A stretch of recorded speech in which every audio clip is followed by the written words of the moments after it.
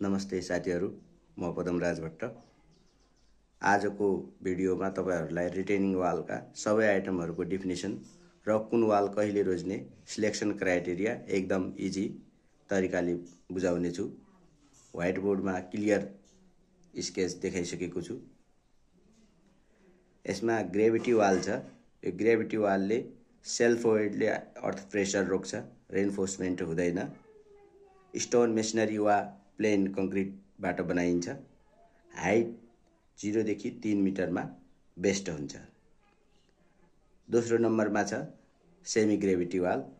Semi gravity wall भनेको gravity wall नै हो, तर थोरै रेनफोर्समेन्ट राखेर वाललाई स्लिम र स्ट्रङ बनाइन्छ। मिडियम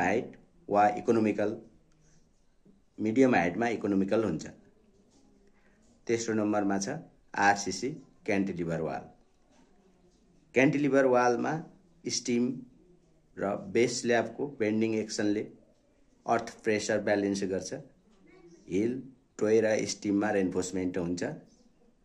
3 देखि 6 मिटर हाइटमा सबैभन्दा इकोनोमिकल हुन्छ। काउन्टरफोर्ट वाल छ अर्को। काउन्टरफोर्ट वाल हाई रिटेनिङ वाल हो, जहाँ स्टिम र बेस स्ल्याबको काउन्टरफोर्टले जोडेर बेन्डिङ मोमेन्ट घटाइन्छ। 6 देखि 12 मिटर हाइटमा क्यान्टिलिभर भन्दा इकोनोमिकल हुन्छ। सीट पाइल छ। Sheet pile wall. Sheet pile वाललाई ग्राउन्डमा ड्राइभ गरेर बनाइने फ्लेक्सिबल रिटेनिङ सिस्टमको वाल हो।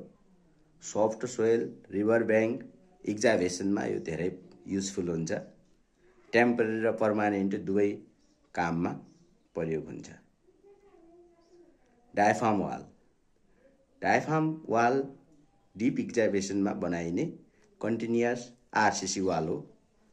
बेसमेन्ट टनेलमा यो बढी प्रयोग गरिन्छ। आवश्यक परेको खण्डमा ग्राउन्ड एङ्कर पनि राखिन्छ। Crib wall. Crib wall concrete वा टिम्बरको बक्समा फिल गरेर बनाइने वाल हो। यो हिल्ली ट्रेनमा रोड साइड रिटेनिङ वर्क्समा बढी प्रयोग गरिन्छ। यसमा सिलेक्सन क्राइटेरिया छ। अब सबैभन्दा धेरै प्रश्न सोधिने भनेको यो कुन रिटेनिङ वाल कुन कन्डिसनमा छान्ने भन्ने कुरा हो। वाल हाइट यो मेन फ्याक्टर हो। 0 देखि 3 मिटरसम्म ग्रेभिटी अथवा ग्याबिन वाल प्रयोग गरिन्छ। यस्तो अवस्थामा सस्तो, रेनफोर्समेन्ट नलाग्ने, इजी कन्स्ट्रक्सन हुने भएकोले यो बढी प्राथमिकतामा पर्छ। त्यसपछि हाम्रो अर्को हुन्छ 3 देखि 6 मिटरसम्ममा आरसीसी क्यान्टिलिभर वाल प्रयोग गरिन्छ। लाइट हुन्छ, यस्तो थिन भएर बेन्डिङ एक्सनबाट स्टेबल हुन्छ। यो इकोनोमिकल पनि हुन्छ। 6 मिटरदेखि 12 मिटरमा काउन्टरफोर्ट वाल प्रयोग गरिन्छ। लार्ज हाइटमा स्टिल राखेर सेफ र इकोनोमिकल बनाइन्छ। अर्को हामी हेर्छौं सोइल कन्डिसन हेर्छौं।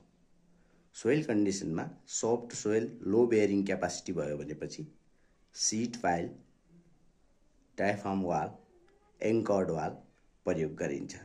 डिन्स र हार्ड सोइल भयो भनेपछि ग्रेभिटी, सेमी ग्रेभिटी, क्यान्टिलिभर प्रयोग गर्छौं। रकी एरिया भयो भनेपछि ग्रेभिटी, ग्याबिन प्रयोग गर्छौं। यस्तोमा फाउन्डेसन स्ट्रङ र इजी कटिङ गर्न सकिन्छ। अर्को चाहिँ हामी हेर्छौं स्पेस अभाइलेबल। स्पेस चाहिँ कम ठाउँ छ भनेपछि क्यान्टिलिभर प्रयोग गर्छौं, डायाफ्राम वाल प्रयोग गर्छौं। धेरै ठाउँ छ रुरल एरियामा, हिल साइडमा चाहिँ हामी ग्रेभिटी र क्रिब वाल प्रयोग गर्छौं। अर्को हेर्छौं हामी ground water condition. High water table भयो भनेपछि सीट पाइल, डायाफ्राम वाल र ड्राई कन्डिसन छ, ड्राई ग्राउन्ड छ भनेपछि ग्रेभिटी र क्यान्टिलिभर वाल सस्तो र प्र्याक्टिकल हुन्छ। त्यस्तै स्टोन अभाइलेबल चाहिँ हेर्छौं। स्टोन चाहिँ इजी हिसाबमा अभाइलेबल हुन्छ भनेपछि त्यहाँ ग्रेभिटी वाल, स्टोन मेसनरीको प्रयोग गर्छौं। समरीमा हेरौं ग्राभिटी 4 0 देखि 3 metre, cantilever 4 3 to 6 metre, counterfort 4 6 to 12 metre, soft सोइलमा सिट वायल डायफ्राम, रक्की सोइलमा ग्राभिटी ग्याबिन र कम ठाउँ भयो भनेपछि क्यान्टिलिभर डायफ्राम, धेरै ठाउँ छ भनेपछि ग्राभिटी र क्रिब वाल। यति बुझ्नुभयो भनेपछि रिटेनिङ वाल सिलेक्सन कहिले गल्ती हुँदैन। भिडियो मन परे लाइक, सेयर, सब्सक्राइब गर्न नबिर्सनुहोला। Thank you.